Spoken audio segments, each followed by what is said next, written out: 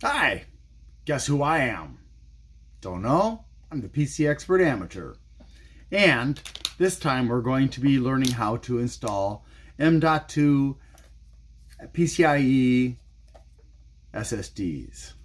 I've got the Nextorage and the GHNEL Forza here. This is a 1 terabyte 2280. This is a 2 terabyte 2280. They're both NVMe as well, which means increased speeds over just a regular PCIe SSD. And as you can see, I have an anti-static bracelet on. You can have this touching your, there's a, that metal there needs to be touching your skin somehow. So make sure it's on there tightly enough. This one's a little bit looser than I would prefer. So I'm going to have to tighten it up a bit. You can put it on your ankle if it's going to be in the way, or if it's going to get ripped off all the time being on your wrist. And this is going to be especially useful if you are in winter months when it's very dry in your home. You don't want that, because that means you're going to be producing a lot more static electricity. If you're on carpeting, it's going to be even worse. If you're wearing rubber soles, you're not going to have much trouble with it, because the rubber is going to help to protect you from building it up. But your clothes actually can create static electricity as well through friction. In fact, if you take a balloon and you rub it against your hair, now I've not got a lot of hair, but I could do it on the sides, I guess, or on my beard maybe, if it doesn't pop it. If you rub it, it'll actually create static electricity. So you do need to be very, very careful about this so you don't accidentally shock your components. Now, if you've watched the video with Linus Tech Tips, or Linus Sebastian on Linus Tech Tips, and Electro Boom, his guest star, you'll know that it is hard to shock, for example, RAM to the point where it no longer functions. But all you got to do is have it touching your skin on one end, and the other end should be connected to something that's metal.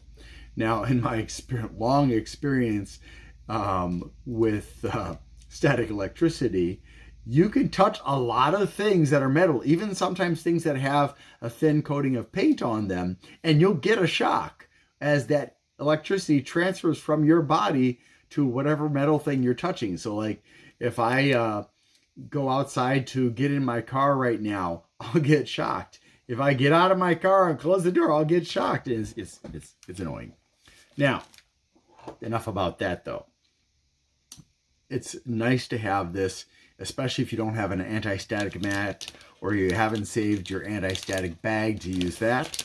You are going to need a screwdriver with a small tip.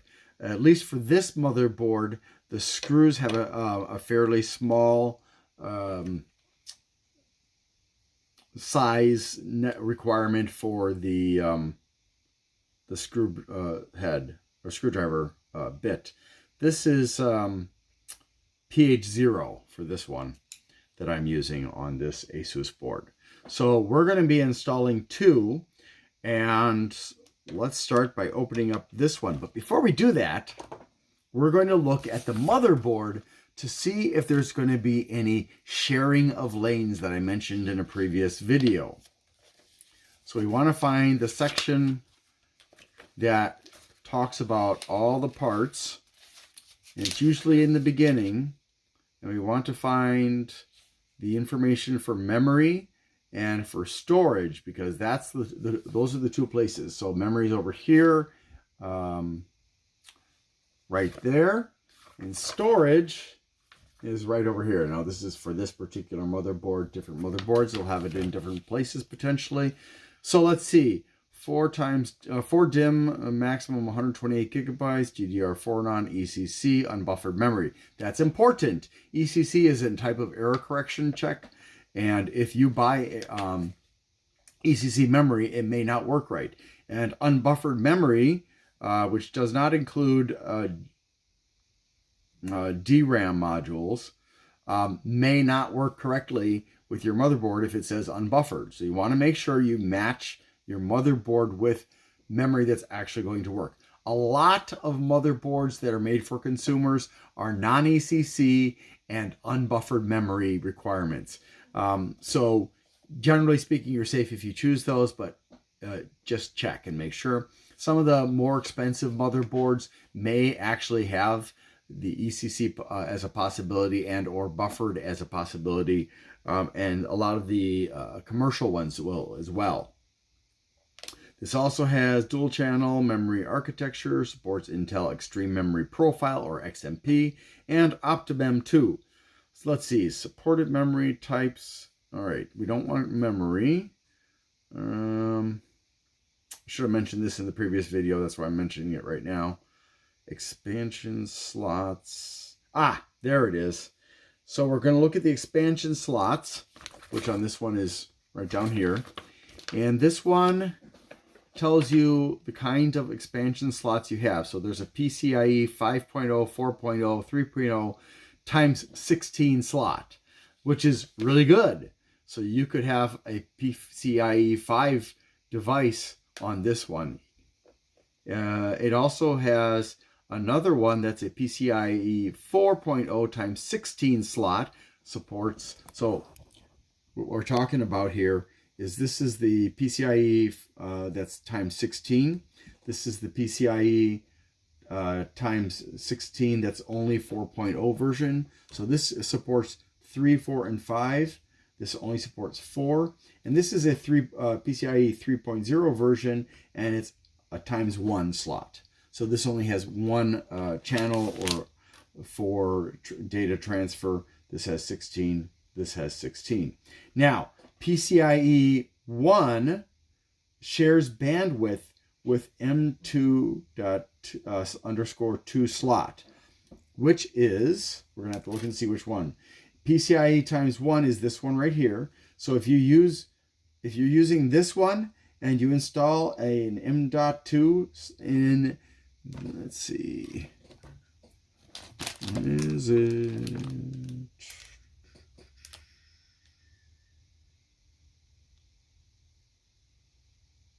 All right, I'm the old man. I got to get out this one. If you install a motherboard, an M.2 here, it will disable this one. Now that's not a big deal because most people don't even use this one. But so, you don't have to think about it. I'm not going to have to think about it either. I can fill up this one, and this one, and everything will be fine. And then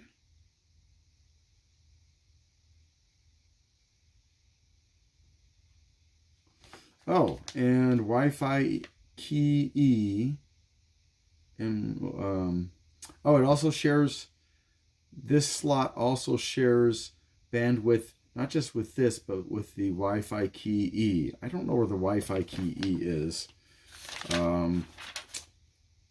But it doesn't have Wi-Fi installed, so, as far as I know, so there's nothing to worry about there. Yeah, so that's it. Always important to look at that information. You don't have something installed and then you install something else and discover the first thing you installed, or the second one for that matter, suddenly stops working or something else stops working. You want to make sure full compatibility. So what I'm going to do, since I now know that this one affects two other things for the motherboard, this and the Wi-Fi, which is not installed as far as I know, I'm going to use both of these instead. Now that's fine because these both have heat sinks, this one does not, and that leaves this open for the possibility of something else, as long as this slot is not important. So let's get started. Now, you're wondering, what should I put where? Well, ultimately, if your BIOS allows you to choose which storage device is your boot device, it doesn't actually matter. However, if you cannot organize it according to, I want this one to be the boot device and so on and so forth, you want to put it, most likely you want to put it in here unless there's a conflict between these two things. Otherwise, put it over here. Now, since there is no conflict, I'm going to put one here. And because Windows does not need as much space as programs you're going to be installing as a creator, you don't want to put it in the secondary channel if you cannot control what's going to be the boot device. So you'll want to make sure to put it in the 2_1 position, which is this one. As you can see, you don't need any thermal paste. These both come with thermal paste pre-installed. You may have to adjust the positioning of the thermal paste. When I look at this here, I'm a little bit confused because the place you plug it in is over here, but this is all the way over here. So there's this giant gap down here in this area here. And if you look at your M.2, you may notice there are chips in this area. So you may actually have to lift this up just like that and move it over down here so that it protects that. And that's probably what I'm going to have to do, which is really annoying, but what can you do? And these are identical, so if you swap them by accident, it doesn't matter. So again, with these latches, very easy to use. And again, both of these allow up to a 22,110 M.2 SSD. This one also allows that as well. And all of them appear to offer not just the 2280, but also the 2262, or is it 2262? Yeah, 2262, 2242 as well. So very flexible, even though there are only 3 slots for M.2s. Now, if you're a creator, the recommendations that I've seen from TechNotice are you have 3 storage devices. Now, you don't have to do exactly this way, but you put a smaller one, so that would be this one for your boot drive, and then you put a larger one for your programs. And then you have a third one for temporary file storage. And I would suggest going to TechNotice and looking at his video about which SSDs and what sizes he recommends, because I think that what he says makes a lot of sense. I am not an expert on creator stuff. He clearly knows a lot about it, although I don't agree with the way he tests CPU coolers. All right, so we'll start with the Nextorage. Now, you may or may not need to use cushioning underneath. If it is a single-sided, now this, I'll show you what I mean. If you take this out and you look, this is actually a heatsink on here, but of sorts. If you look, you can see chips on this side and all the way over to here. So that means I'm going to have to move that paste, and you can, again, hold it by the edges, and you can see chips on this side. So this is a double-sided one. You don't need an additional cushion here. But if you have a single-sided one, it's probably a good idea, and it should come with your motherboard to add extra support in the middle. So what we're going to do is, it's very, very easy to do this. When I was learning about this, I was very anxious about it because I knew nothing about it. It was not explained well in the manual. So all you're going to do is put it in at an angle like this and make sure it slides all the way in. So you may have to wiggle it a little bit to find the optimal angle. Once you've got it slid all the way in, you won't be able to see anything other than the very, very tips, perhaps, of the fingers, which, you know, like a fraction of a millimeter. You're going to push down. Now, if you've got an Asus or some other brand that has a special easy latch like this, you just push it down all the way and slide that Q latch into place so it's holding it down. If you don't have this, you will need to use the screws that are going to be mounted on the post. And that's all there is to it. So let's go ahead and get the Neo Forza 2. Uh-oh, I did it backwards. You know, again, it doesn't matter, but to me, I just like to do it this way because then I remember which one is which. So I'm going to put this over here. Again, it's not important because I know for the BIOS on this one that you can adjust to, you know, whichever one you want to use for the boot drive. And again, you can push these out. If you've got one that's in plastic, it's going to hold it much better than these paper ones. So you may have to push it out from underneath. And again, we've got the, this is actually a legit, very, very thin, but legit heatsink, whereas this is, I wouldn't trust that as a heatsink. And then this is actually single-sided, so you can actually put an extra support here. So what I'm going to do is I'm going to look at what kind of support this is going to get. Slide it in, push it in place, and now I want to see if there's a gap. So I can hold it up to some light, maybe not. It's actually really difficult to see this, but I'm going to try. Yeah, can't exactly tell.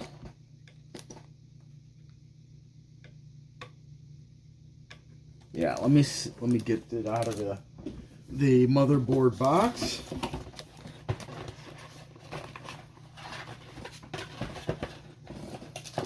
And yeah, so here's the screws for the M.2, and there is a cushion. So I need to cut this open. All right, I've got it, and it's just this little extra piece of black rubber. It's got adhesive on one side, so you're going to peel off that sticker. Make sure your hands are clean when you do this, because you don't want to get anything from your fingers onto the sticker, or it won't stick to this other piece here.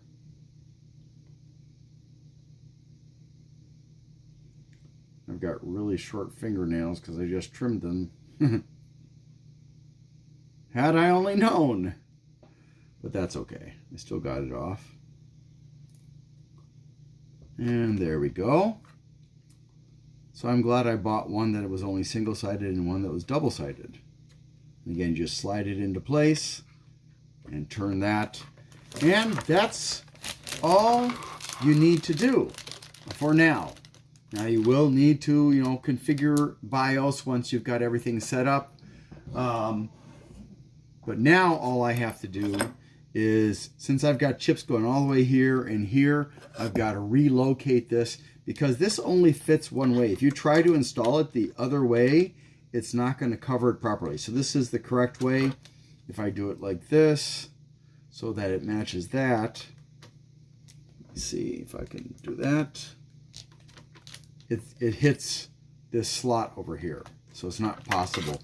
I don't know why they installed this like this. They should know that generally speaking, it's the other side that needs to have this stuff. So Asus, can you explain to me why you installed it like this? Okay.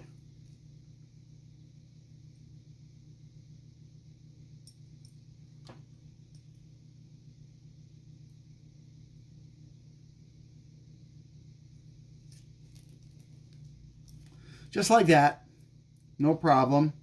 You're going to want to gently push it down a bit. And now the hard part is to remove the protective plastic seal. But, you know, as you saw, it's not actually difficult. And we're going to take this and we want to, one of the nice things about doing it this way instead of installing it while it's inside the, while the motherboard's in the case, is you can actually see where the screws are. You want to have your screwdriver at hand, so that you can mount this right away, and you want to align those screws with the posts. Well, they're really bolts. Oh darn it, I have it turned the wrong way again. I forgot to turn it around. See, that's why I call myself the expert amateur. I am not so arrogant as to think that I know everything. All right.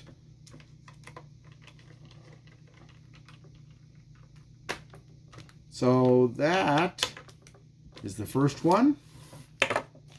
Save this. You may need it, like if you have to do a return, you're going to need to save the packaging because most companies want you to return everything intact. And now, let's do this one. And again, since I'm going to take a look and see if I can install it this way. But no, it's going to overhang this header over here. So I need to install it this way, I believe. Yeah, so that fits correctly there. And it matches. So it's, you know, it's not symmetrical. I wish they kind of had done it the other way, but whatever. All I have to do now is the same thing I did with the other one.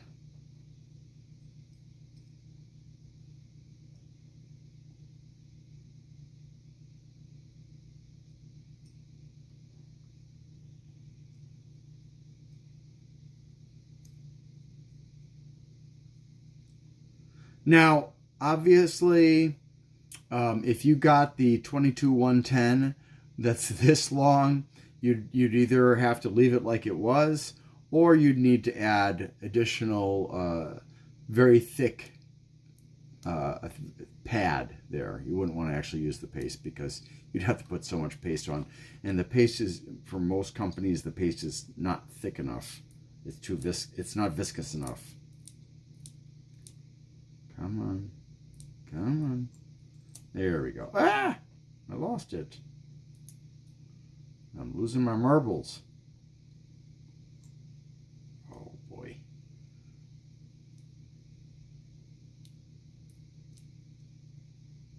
Turn it.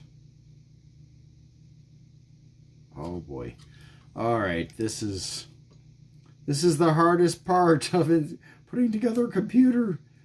These protective pieces of plastic.